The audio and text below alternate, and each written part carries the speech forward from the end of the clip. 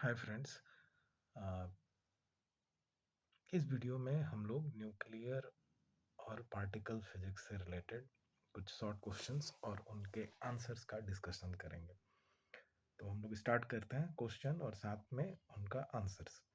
जैसे पहला क्वेश्चन है कि state one conservation law which is valid in strong interaction but violated in weak interaction. तो ये है आइसोस्पिन क्वांटम नंबर का कंजर्वेशन जो स्ट्रॉन्ग इंटरेक्शन में वैलिड है बट वीक इंटरेक्शन में इनवैलिड है। ठीक है, तो याद रखेंगे हम लोग आइसोस्पिन क्वांटम नंबर का कंजर्वेशन। सेकेंड आ जाते हैं कि what is packing fraction of a nucleus. तो पैकिंग फ्रैक्शन क्या कहलाता है? तो packing fraction of a nucleus is defined as the ratio of mass defect and mass number. Mass defect और मास नंबर के रेशियो को ही हम लोग पैकिंग फ्रैक्शन कहते हैं। यहाँ पर डेल्टा एम है मास डिफेक्ट और ए हो गया हम लोग का मास नंबर। इसके रेशियो को ही packing fraction of a nucleus कहते हैं। अगला क्वेश्चन है कि does neutron have an electric dipole moment. Neutron क्या इलेक्ट्रिक डाइपोल मोमेंट रखते हैं? तो नहीं, ये बहुत इंपॉर्टेंट क्वेश्चन है, याद रखेंगे। न्यूट्रॉन कोई भी इलेक्ट्रिक डाइपोल मोमेंट नहीं रखते हैं या नहीं होता उनका। अगला क्वेश्चन है write down the name mass and spin off the mediating particle for electromagnetic interaction. Electromagnetic interaction में जो मीडिएटिंग पार्टिकल होता है उसका नाम, मास और स्पिन बताना। तो रेडियो इलेक्ट्रोमैग्नेटिक इंटरेक्शन में जो मीडिएटिंग पार्टिकल होता है वो होता है फोटोन। और फोटोन का मास हम लोग जानते हैं कि 0 होता है और स्पिन जो होता है वो 1 होता है। तो ये अच्छे से दिमाग में रख लेना है। अगले क्वेश्चन की तरफ बढ़ते हैं। ये क्वेश्चन है कि what kind of information about A nucleus can you extract from the value of nuclear quadruple moment. Nuclear quadruple moment से न्यूक्लियस के बारे में क्या इंफॉर्मेशन मिल सकता है? तो इसका आंसर है कि the nuclear quadruple moment provides information about the shape and deformation of the nucleus. किसके बारे में? Shape and deformation of the nucleus, indicating whether it is oblate और प्रोलेट। ये बताता है कि ये ऑब्लेट है या फिर प्रोलेट शेप का है, ये हम लोग को पता चलता है। And reflects the distribution of nucleons with in the nucleus. Nucleus में किस तरह से न्यूक्लियॉन का डिस्ट्रीब्यूशन है ये भी हम लोग को न्यूक्लियर क्वाड्रपल मोमेंट से पता चलता है। नेक्स्ट क्वेश्चन आ जाते हैं कि what do you mean by mass defect of a nucleus. Mass defect सभी को पता होगा कि mass defect of a nucleus refers to the difference between the sum of masses of its individual nucleons. मतलब प्रोटॉन और neutron का mass के साथ actual mass of the nucleus के डिफरेंस को ही हम लोग मास डिफेक्ट कहते हैं। यानी the mass defect of a nucleus refers to the difference between the sum of the masses of its individual nucleons and the actual mass of the nucleus. अगला question है कि why do we observe spikes in binding energy per nucleon versus mass number curve? Binding energy per nucleon और mass number के curve में कुछ spikes क्यों देखने को मिलते हैं? तो the spikes in the binding energy per nucleon versus mass number curve happen because some nuclei are extra stable. ये स्टेबिलिटी को दिखाता है। आसपास के न्यूक्लियस से ज़्यादा स्टेबल है तो वहाँ पर हम लोग को स्पाइक्स देखने को मिलता है। Like those with fully filled cells, जिनका सेल जो रहता है फुल्ली फिल्ड रहता है। मैजिक जनरली हम लोग मैजिक नंबर के इक्वल अगर जिनमें प्रोटॉन्स या न्यूट्रॉन्स का नंबर रहता है वो जनरली हम लोग के स्पाइक्स वहाँ पर देखने को मिलता है। और have even number of protons and neutrons, और जिनमें इवन नंबर ऑफ प्रोटॉन्स और न्यूट्रॉन्स रहता है, ये कारण होता है स्पाइक्स का। ठीक है, तो ये याद रखेंगे। अगले क्वेश्चन की तरफ बढ़ते हैं कि which physical quantity should you measure to estimate the deviation of the charge distribution of a nucleus from spherical symmetry. Charge distribution का डेविएशन फ्रॉम स्फेरिकल सिमेट्री से मेजर करने के लिए किस फिजिकल क्वांटिटी का यूज करते हैं? तो ये है इलेक्ट्रिक क्वाड्रुपल मोमेंट, ये याद रखेंगे, इलेक्ट्रिक क्वाड्रुपल मोमेंट। अगला आ जाते हैं वाटर क्वार्क्स। क्वार्क्स क्या कहलाते हैं? तो ये पार्टिकल फिजिक्स के हैं, पार्टिकल फिजिक्स का इंपॉर्टेंट क्वेश्चन है। क्वार्क क्या है? तो quarks are elementary particles that are the building blocks of protons, neutrons and other hadrons. ये बिल्डिंग ब्लॉक है किसके? प्रोटॉन, न्यूट्रॉन्स और दूसरे हेड्रॉन्स के। ये जनरली 6 टाइप्स के होते हैं: up, down, charm, strange, top and bottom. ये 6 तरह के क्वार्क्स मिलते हैं। अगला आता है व्हाट इज चेरेनकॉव रेडिएशन। तो चेरेनकॉव रेडिएशन क्या है? तो ये radiation emitted when a particle moves faster than light in a medium is known as Cherenkov radiation. किसी मीडियम में अगर लाइट से भी फास्टर कोई एक पार्टिकल मूव करता है तो उसके वजह से जो रेडिएशन इमिट होता है उसी को हम लोग चेरेनकॉव रेडिएशन कहते हैं। नेक्स्ट आ जाता है water strange particles. Strange particles क्या है? तो स्ट्रेंज पार्टिकल्स आर सब atomic particles containing at least one strange quark। एक स्ट्रेंज क्वार्क रहे जरूर से जरूर, उनको हम लोग स्ट्रेंज पार्टिकल्स कहते हैं। Exhibiting longer life times due to the weak interaction governing their decay. ज़्यादा लंबा लाइफ टाइम दिखाते हैं ये लोग क्योंकि इनका डिके जो होता है वो बहुत ही वीक होता है। एग्जाम्पल केऑन्स हो गए, लैम्डा ब्रेयन्स हो गए, ये कुछ स्ट्रेंज पार्टिकल्स के एग्जाम्पल। अगला आता है what is nuclear पेयरिटी।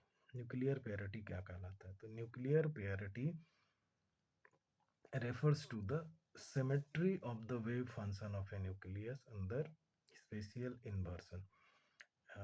Special inversion के टाइम में न्यूक्लियस के वेव फंक्शन की सिमेट्री को ही हम लोग क्या बोलते हैं? न्यूक्लियर पेयरिटी बोलते हैं। अगला आ जाता है, इसमें करीबन 6-7 क्वेश्चन इसी स्लाइड में है तो इसको अच्छे से हम लोग याद रखेंगे कि write down the quark composition of neutron, proton, positive pi meson, negative pi meson, neutral pi meson, positive kaon, neutral kaon and negative kaon। तो देखा जाए किसका क्या क्वार्क कंपोजिशन है। न्यूट्रॉन का होता है अप डाउन डाउन क्वार्क में UDD। प्रोटॉन का अप अप डाउन क्वार्क हो गया। इसी तरह से पॉजिटिव पाई मेसॉन का हो गया अप क्वार्क और साथ में डाउन का एंटी क्वार्क, जो बार दिया है वो एंटी क्वार्क का सिंबल है। नेगेटिव पाई मेसॉन का हो जाएगा अप का एंटी क्वार्क और साथ में डाउन क्वार्क। न्यूट्रल पाई मेसॉन का हो गया अप और साथ में अप का एंटी क्वार्क। पॉजिटिव केऑन का हो गया अप और स्ट्रेंज का एंटी क्वार्क। न्यूट्रल केऑन का हो गया डाउन और स्ट्रेंज का एंटी क्वार्क। और नेगेटिव केऑन का हो गया अप का एंटी क्वार्क और स्ट्रेंज क्वार्क। ठीक ना? तो ये अच्छे से हम लोग दिमाग में बैठा लेंगे, लिख कर प्रैक्टिस कर लेंगे तो और अच्छा रहेगा। तो इसी में हम लोग के करीबन 6-7 शॉर्ट क्वेश्चंस बन गए इधर से। नेक्स्ट आ जाते हैं कि name the statistics followed by the following particles. हम लोग जानते हैं कि 3 तरह के स्टैटिस्टिक्स हैं, मैक्सवेल बोल्ट्जमैन है, उसके बाद फर्मी डायरेक है और बोस-आइंस्टाइन। तो ये जो पार्टिकल्स दिए गए हैं वो किस किन स्टैटिस्टिक्स को फॉलो करते हैं ये बताना है। यहाँ पर भी हम लोग को 4-5 क्वेश्चन बन जाएंगे शॉर्ट क्वेश्चन। जैसे पार्टिकल्स का नाम दिया है फोटॉन्स, मेसॉन्स, न्यूक्लियॉन्स, लेप्टॉन्स एंड हाइपेरॉन्स। तो फोटॉन्स जो है वो बोस-आइंस्टाइन स्टैटिस्टिक्स को फॉलो करते हैं, मेसॉन्स भी बोस-आइंस्टाइन स्टैटिस्टिक्स को फॉलो करते हैं, न्यूक्लियॉन्स जो होते हैं वो फर्मी डायरेक को, लेप्टॉन्स भी फर्मी डायरेक को और हाइपेरॉन्स भी फर्मी डायरेक स्टैटिस्टिक्स को फॉलो करते हैं। तो ये अच्छे से हम लोग दिमाग में रख लेंगे। अगला क्वेश्चन आते हैं कि why stable nuclei have more neutrons than protons. Stable nuclei के पास न्यूट्रॉन्स ज़्यादा रहता है प्रोटॉन की अपेक्षा, क्यों? The stable nuclei have more neutrons than protons to counteract the electrostatic repulsion between the protons and provide additional nuclear binding through the strong nuclear force. ज़्यादा neutron क्या करता है, प्रोटॉन्स के बीच जो इलेक्ट्रोस्टैटिक रिपल्सन है उसको काउंटर करता है और साथ ही साथ स्ट्रॉन्ग न्यूक्लियर फोर्स देकर न्यूक्लियस को बाइंड रखने का काम करता है। अगला क्वेश्चन आता है, what are doubly magic nuclei. Doubly magic nuclei क्या है? The nuclei having proton number as well as neutron number both equal to the magic number are called doubly magic nuclei। जिनका प्रोटॉन का number और neutron का number दोनों ही magic number के equal होता है, उनको हम लोग डबली मैजिक न्यूक्लियाई कहते हैं। अगला आता है, how the parameter helicity is defined. तो helicity is defined as the projection of a particle's spin onto the direction of its momentum। Particle का के स्पिन का प्रोजेक्शन उसके मोमेंटम पर अगर दिखाया जाए तो उसको हम लोग हेलिसिटी कहते हैं। अगला आता है, name the physical quantities which are not conserved in nuclear reaction. Nuclear reaction में कौन कौन से क्वांटिटीज कंजर्व नहीं रहती है? तो याद रखेंगे हम लोग कि मैग्नेटिक डाइपोल मोमेंट और इलेक्ट्रिक क्वाड्रपोल मोमेंट जो होते हैं वो न्यूक्लियर रिएक्शन में कंजर्व नहीं रहते हैं। अगला क्वेश्चन है, define Q value of a nuclear reaction. Q value क्या कहलाता है न्यूक्लियर रिएक्शन का? तो the Q value of a nuclear reaction is defined as the total energy released और एब्जॉर्ब्ड इन द रिएक्शन। मतलब कोई भी न्यूक्लियर रिएक्शन में जो टोटल एनर्जी रिलीज्ड होती है, एब्जॉर्ब्ड होती है, उसी को उसका क्यू वैल्यू कहा जाता है। अगला आ जाते हैं, स्टेट सीपीटी थ्योरम। ये पार्टिकल फिजिक्स का इंपॉर्टेंट क्वेश्चन है। तो सीपीटी थ्योरम क्या कहलाता है? According to CPT theorem, all types of interactions, weak हो या strong, are invariant under combined operations of C, P and T taken in any order। ठीक है, जितने भी तरह के इंटरेक्शंस हैं वीक या स्ट्रॉन्ग, वो जब सी, पी और टी का कंबाइंड ऑपरेशंस होता है तो उसमें वो इनवेरिएंट रहते हैं। तो ये याद रखेंगे अच्छे से। अगला क्वेश्चन है, what do you mean by cross section of nuclear reaction. Nuclear reaction का क्रॉस सेक्शन क्या है? तो the cross section of a nuclear reaction is a measure of the probability of a specific reaction occurring when a target nucleus is bombarded with incoming particles such as neutrons, protons or other nuclei।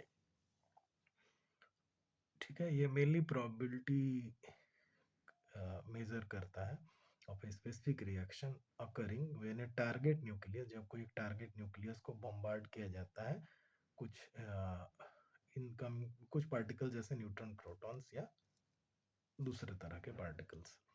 What is the unit of cross section of a nuclear reaction. तो nuclear cross section की इकाई क्या है, unit क्या है? तो याद रखेंगे इसको ब्रांस यूनिट में मेजर किया जाता है। ठीक है, अगला क्वेश्चन आ जाता है, is parity conserved in weak interactions. तो no, parity is not conserved in weak interaction. Weak interaction में पेरिटी कंजर्व नहीं होती है। अगला है, what do you mean by nuclear isomerism. Nuclear isomerism क्या कहलाता है? तो nuclear isomerism refers to the phenomena where nuclei with the same atomic number and mass number exist in different energy state। Same atomic number और mass number के nuclei different energy states में रहे तो उनको हम लोग, इस फेनोमेना को हम लोग न्यूक्लियर आइसोमेरिज्म कहते हैं और इन न्यूक्लियाई को हम लोग न्यूक्लियर आइसोमर्स कहते हैं। अगला आ जाते हैं, mention one disadvantage of cyclotron. Cyclotron का एक डिसएडवांटेज हम लोग को बोलना है।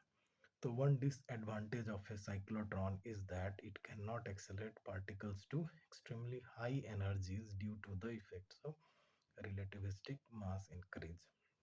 ये पार्टिकल्स को हाई एनर्जी तक नहीं एक्सेलरेट कर पाता है due to relativistic mass increase के कारण। अगला है, a free neutron decays to a proton but a free proton does not decay to a neutron। Why? A free neutron decays into a proton because it is heavier allowing the process to conserve energy and occur via beta decay. Free neutron क्या होता है? Proton में decay कर जाता है क्योंकि इसका मास ज़्यादा होता है और इस वजह से यह एनर्जी कंजर्वेशन को अलाउ करता है बीटा डिके के थ्रू.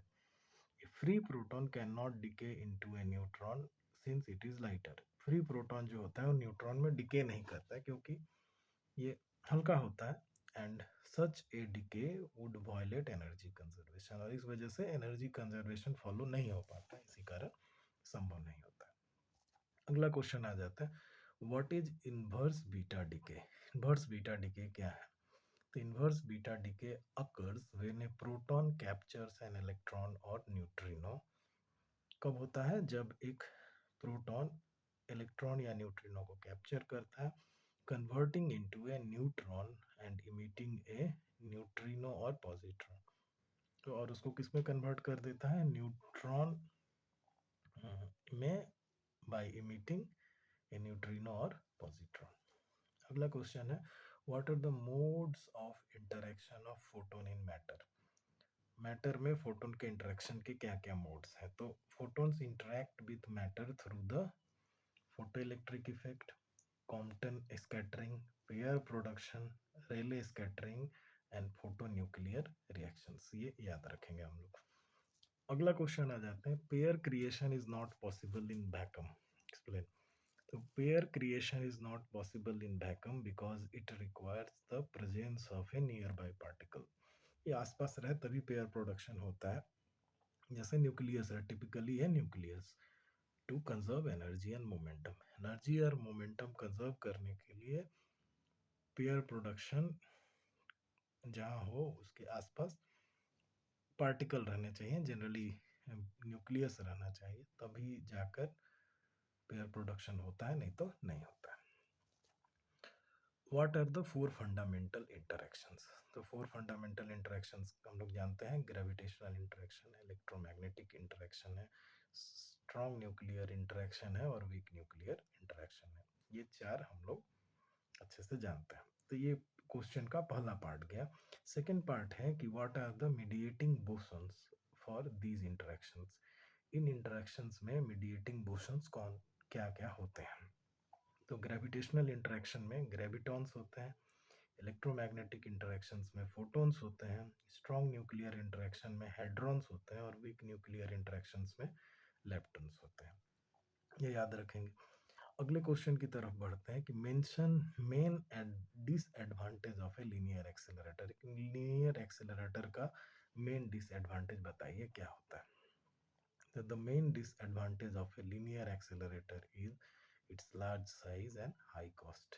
बड़ा साइज और ज़्यादा महंगा होना सबसे बड़ा डिसएडवांटेज है. Requiring extensive infrastructure and precise maintenance for effective operation.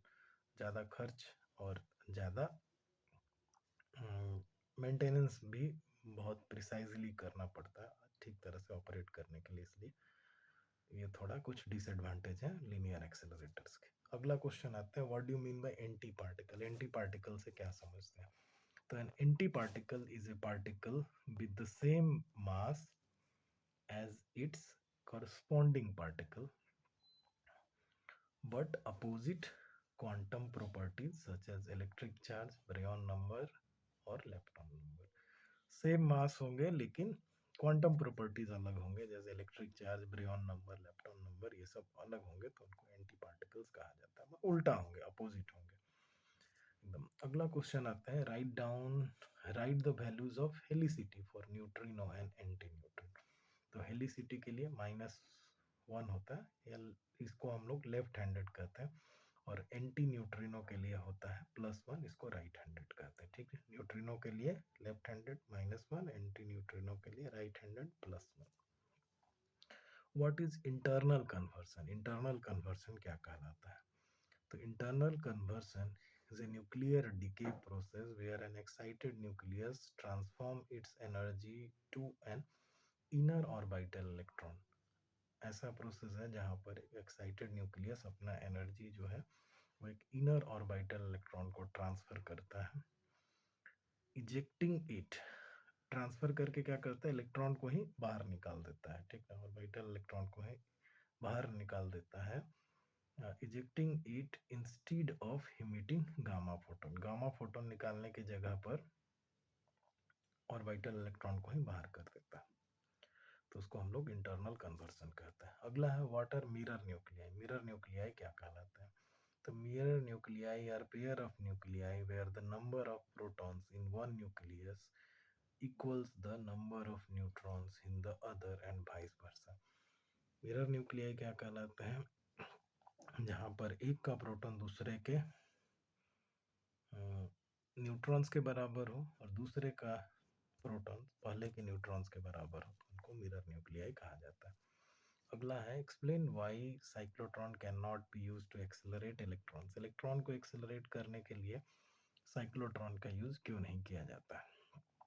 तो cyclotron can not accelerate electrons because they are too light, बहुत हल्के होते हैं, causing them to move too fast, इस वजह से वो बहुत तेजी से मूव करेंगे, and making it hard to control their path with the magnetic field, और मैग्नेटिक फील्ड से उनके पाथ को कंट्रोल करना मुश्किल हो जाएगा।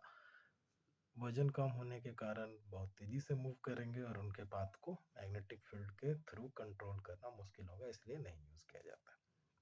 अगला है what statistics are obeyed by the leptons. Leptons कौन से स्टैटिस्टिक्स फॉलो करते हैं? तो फर्मी डायरेक्ट स्टैटिस्टिक्स को फॉलो करते हैं। अगला क्वेश्चन है what are nuclear forces. Nuclear forces क्या है? The nuclear forces are the strong forces that hold the protons and neutrons together within an atomic nucleus। Neutrons और प्रोटॉन्स को बांध के रखने वाले स्ट्रॉन्ग फोर्सेस हैं न्यूक्लियर फोर्सेस, ठीक ना। एटॉमिक न्यूक्लियस से बांध करके रखते हैं, एटॉमिक न्यूक्लियस के अंदर न्यूट्रॉन्स और प्रोटॉन्स को बांध के रखने के काम में आते हैं न्यूक्लियर फोर्सेस। अगला है what are magic numbers. Magic numbers क्या है? तो nuclei having either the number of protons और number of neutrons equal to one of the numbers 2, 8, 20, 50, 82 and 126 are very high stability, have a very high stability as compared to their neighbors। जिन nuclei का proton या neutron का number 2, 8, 20, 50, 82 या 126, 2, 8, 20, 50, 82 और 126 के equal रहता है, वो देखा जाता है कि आसपास के न्यूक्लियस की अपेक्षा ज़्यादा स्टेबल होते हैं। इन न्यूक्लियस को, इन नंबर्स को ही हम लोग क्या कहते हैं? मैजिक नंबर के नाम से जानते हैं। यानी मैजिक नंबर हो गया हम लोग के 2, 8, 20, 50, 82 और 126। याद रखेंगे मैजिक नंबर कौन कौन से हैं। अगला है what is Fermi gas model. Fermi gas model क्या है? The Fermi gas model is a statistical model used to describe a system of non-interacting fermions such as electrons within a solid or a nucleus। क्या है? एक statistical model है जो क्या कहलाता है? नॉन इंटरेक्टिंग फर्मियंस जैसे इलेक्ट्रॉन्स को डिस्क्राइब करने के काम में आता है विद इन सॉलिड या न्यूक्लियस में। It assumes that the fermions obey the Pauli exclusion principle. ये इसके हिसाब से फर्मियंस जो होते हैं वो पॉली एक्सक्लूशन प्रिंसिपल को फॉलो करते हैं, meaning no two fermions can occupy the same quantum state. यानी दो फर्मियंस जो है सेम टाइम पर दो क्वांटम सेम क्वांटम स्टेट को एक्वायर नहीं कर सकते, ठीक है। ये फर्मी गैस मॉडल हो गया। तो इतने ही क्वेश्चंस हम लोग इस वीडियो में देखते हैं। करीबन 50 के करीब 50 प्लस क्वेश्चंस हैं। इनको अच्छे से आप लोग प्रिपेयर कर लीजिएगा। न्यूक्लियर फिजिक्स ऑनर्स हो या फिजिक्स का प्रोग्राम कोर्स हो जहाँ पर न्यूक्लियर फिजिक्स है, या फिजिक्स मेजर या माइनर हो जहाँ पर के सिलेबस में मॉडर्न फिजिक्स या न्यूक्लियर फिजिक्स है, उनमें ये क्वेश्चंस बहुत ही यूज़फुल होंगे।